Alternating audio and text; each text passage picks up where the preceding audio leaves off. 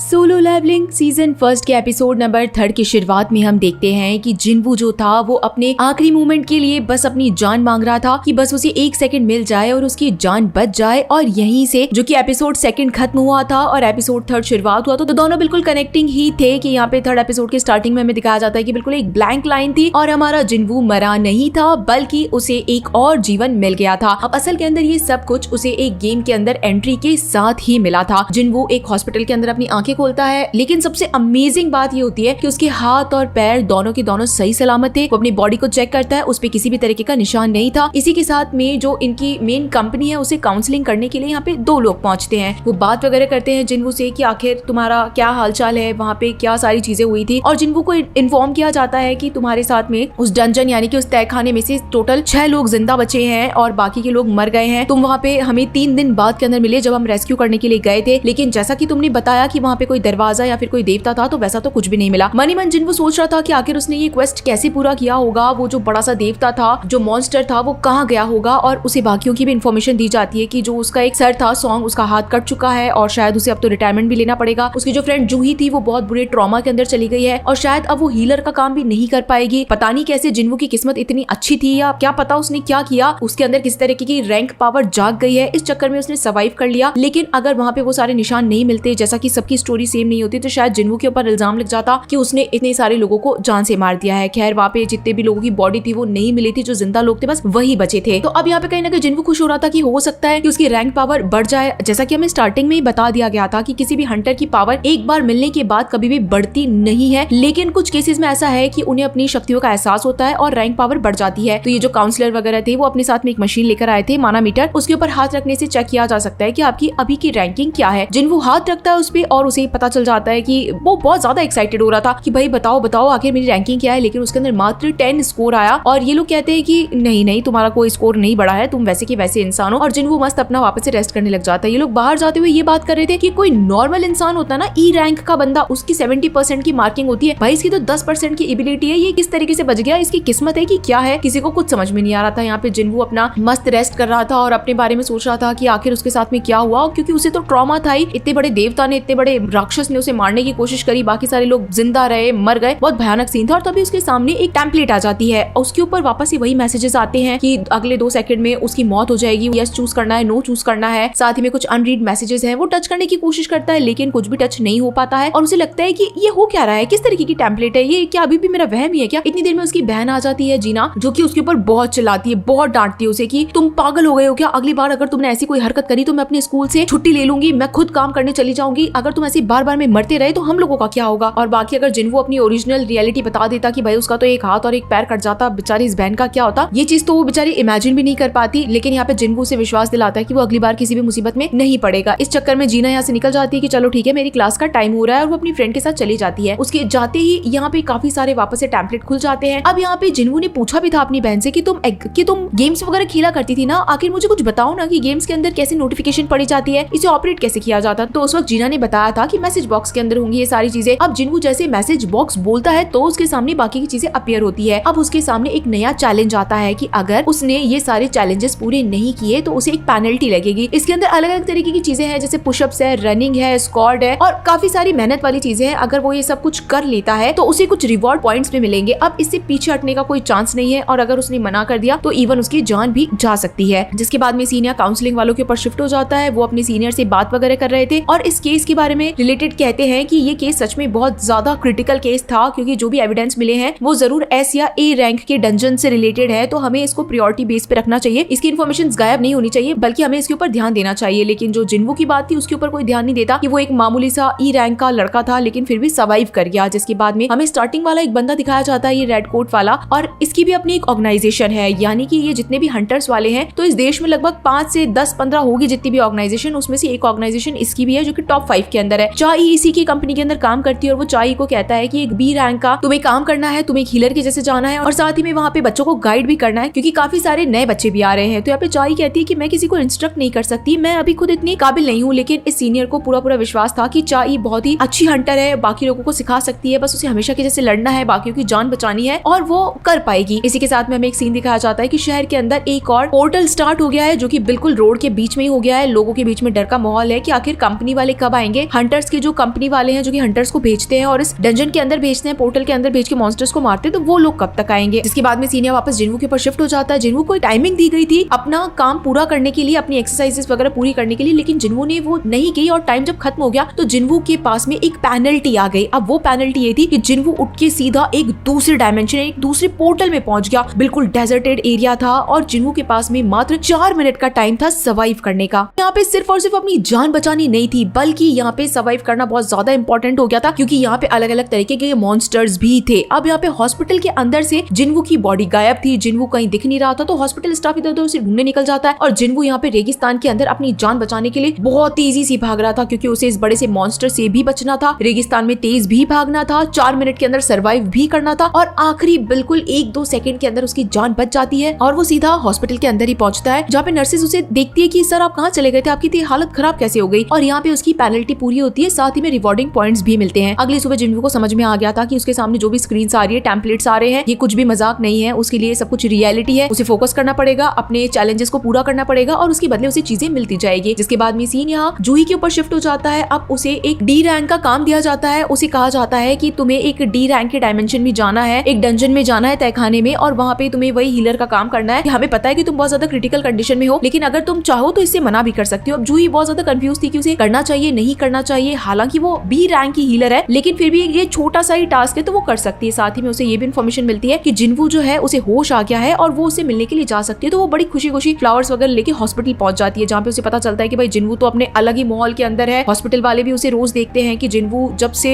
ठीक होने लगा है तब से वो डेली काफी ज्यादा प्रैक्टिस कर रहा है, भाग रहा है, दौड़ रहा है, खुद को अपने आप हील करने की कोशिश कर रहा है। और हम यहाँ पे जिन्वू का सीन दिखाया जाता है जो कि रनिंग वगैरह करके बैठा ही था। अब उसे रिवॉर्ड पॉइंट्स के अंदर अलग अलग तरह की चीजें मिलती है। अगर वो स्ट्रेंथनिंग चाहता है तो स्ट्रेंथनिंग बोलते ही उसकी सारी थकान मिट जाएगी, साथ ही में उसकी पावर भी अप होती जा रही है, साथ ही में उसे कभी कभार रिवॉर्ड्स में चीजें भी मिलती है। ये टेम्पलेट्स उसके अलावा इस दुनिया में किसी को नहीं दिखते हैं। उसे अलग अलग तरीके के चैलेंजेस मिलते हैं और अगर वो पूरा करता है तो उसी की खुद की पावर्स बढ़ती है। इससे जिन्वू बहुत ज्यादा खुश था कि अपने आप से न जाने उसकी लाइफ में चेंजेस कैसे आ गए कि उसकी पावर्स अपने आप बढ़ने लग गई। उसे फील भी होने लगा था। साथ ही में अब वो इस टेम्पलेट को समझने भी लगा था कि आखिर वो क्या क्या चीजें कहना चाहता है। अब यहाँ पे टीवी स्क्रीन पे दिखाया जाता है कि शहर के किस किस पार्ट के अंदर डंजन्स खुले हैं, अलग अलग पोर्टल्स ओपन हुए हैं और उनके ऊपर पूरी पूरी सिक्योरिटी बढ़ती गई है। उन्हें चेक किया जा रहा है मेजरमेंट से कि आखिर वो कौन से रैंक तक के पोर्टल खुले हैं और उसी अकॉर्डिंग लोगों को भेजा जा रहा है। इसी के साथ में हमें जिन्वू का पास्ट का सीन दिखाया जाता है कि किस तरीके से वो एक बिल्कुल नॉर्मल सी जगह पे काम वगैरह किया करता था, छोटा सा बच्चा ही था और एक दिन उसकी माँ जो थी वो बेहोश हो गई थी, क्योंकि जब ये दोनों बच्चे घर पे आए तो हालत बहुत ज्यादा खराब थी उसकी माँ की। और ये दोनों बच्चे जब उसे हॉस्पिटल में एडमिट कराते हैं अपनी माँ को, तो कहा जाता है कि वो एक डीप स्लीप की बीमारी के अंदर चली गई है। जब से 10 साल पहले से पोर्टल ओपन होना शुरू हुए थे तब से बीमारियां भी आई थी, जो कि 10,000 लोगों में किसी एक को होती है और सेम बीमारी से इसकी माँ भी परेशान है। तो जिन्वू ने बचपन से ही मतलब काम वगैरह करना शुरू कर दिया था, लेबर गिरी करना शुरू कर दिया था। तब जाके उसे पता चला कि वो हंटर भी बन सकता है। वहां से उसे पैसे मिलने लगे और तब उसने अपनी बहन को कहा कि हम हमारी माँ के इलाज को अफोर्ड कर सकते हैं। यानी कि उसने अपने टाइम से हमेशा से ही काफी ज्यादा स्ट्रगल करा है। जब वो बड़े बड़े रैंक वाले हंटर्स के साथ में घूमा करता था तो सब लोग उसके मजाक उड़ाया करते थे, उसे दूर आने के लिए कहा करते थे, क्योंकि उसे बहुत जल्दी लग जाती थी। वो किसी मॉन्स्टर्स को नहीं मार पाता था, ई रैंक के जो छोटे मोटे गॉब्लिन होते थे उनको भी नहीं मार पाता था। लेकिन अब उसकी लाइफ पूरी तरीके से बदलती जा रही है। उसके अंदर खुद को फील हो रहा था कि पावर्स बढ़ती जा रही है। इस बार उसे रिवॉर्ड के अंदर एक चाबी मिलती है, क्योंकि हमेशा तो खाने पीने की चीजें मिलती थी और इस बार ये जो चाबी है वो एक नए डायमेंशन, एक नए पोर्टल में जाने की थी। और कहीं ना कहीं जिन्वू इसे एक्सेप्ट कर लेता है। वो एक सबवे के अंदर जाता है, या प्योंग स्टेशन करके एक सबवे होता है जहाँ पे हम कह सकते हैं कि इनकी जो बुलेट ट्रेन वगैरह आती है तो वो बेसमेंट से आती है, तो उस जगह पे स्टेशन के अंदर जाने के लिए तैयार हो जाता है। जैसे वो चाबी आगे करता है तो वहाँ पे एक पोर्टल बनना शुरू हो जाता है, एक दीवार बन जाती है। अब यहाँ पे जिन्वू अंदर जाता है तब उसे पता चलता है कि ये एक दुनिया के अंदर ही बना हुआ डायमेंशन बना है, जिससे कि जिन्वू बाहर नहीं जा सकता, लेकिन जो नॉर्मल इंसान है वो यहाँ से आर और पार आ जा सकते हैं। सिर्फ और सिर्फ जिन्वू ही है जो कि इस नए डायमेंशन के अंदर है। अब वो नीचे उतरता जाता है, उसे इन्फॉर्मेशन मिलती जाती है कि उसके सामने क्या क्या आने वाला है। जिन्वू की फटी हुई थी क्योंकि आज से पहले वो कभी भी अकेले किसी मिशन पे नहीं गया है। उसे नहीं पता कि आगे किस तरीके के खतरे आ सकते हैं। उसके पास में कोई हीलर नहीं है, कोई इंस्ट्रक्टर नहीं है और तभी नीचे जाते उसका सामना हो जाता है गॉब्लिन से, जिससे पहले भी